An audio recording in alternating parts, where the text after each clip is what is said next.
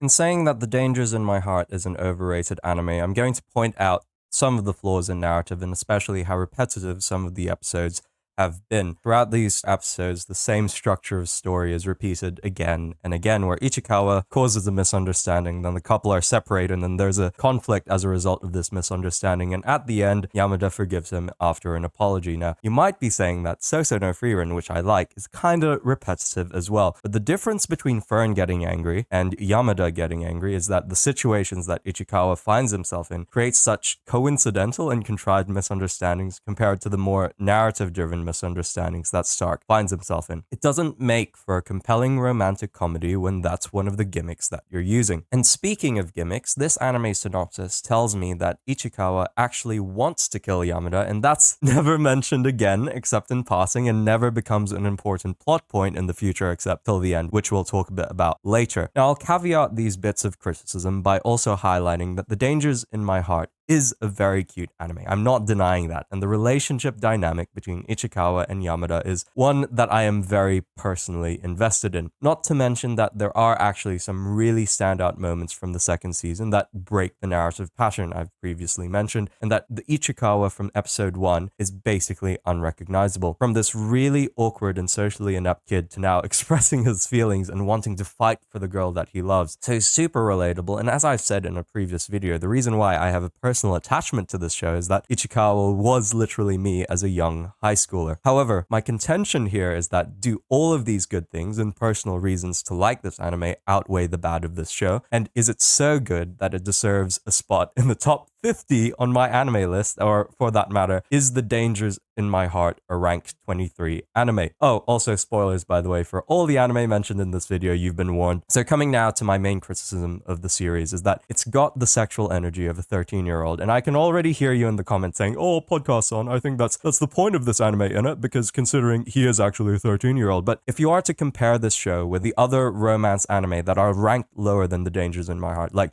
we've got Your Name, Your Lie in April, the Violet Evergarden movie, where themes of romance and relationships and issues of identity and belonging are treated with such a greater level of maturity. To say that The Dangers in My Heart is peak when we have other romance anime which are ranked lower than it on my anime list, I should think you are severely mistaken. I'll also mention Love is War too, because it utilizes its secondary cast a heck of a lot better than The Dangers in My Heart. I know the stories of the other characters, and I also care about Miko and Ishigami and how they got to that position, and for Love is War to still tell these tragic stories, and for me to respond quite emotionally to these stories in that anime is the reason why I think Love is War is actually the ultimate peak rom-com. Love is War also has superior humor, animation, and every episode is unique and very, very creative. Not to mention the confession scene, which Love is War does better. It's a building up throughout the third season and really hypes the audience up that Miyuki's going to confess. The music, the tension, and the building up to the scene at the top of the clock tower all contribute to this beautiful confession of love between the two main characters. Compare this to The Dangers in My Heart, where the confession is dragged out between two scenes, two locations, in completely different time periods, right? Not to mention that there's so much interrupting as well from these side characters, and it makes for this really choppy and jarring experience when you watch the 13th episode. Again,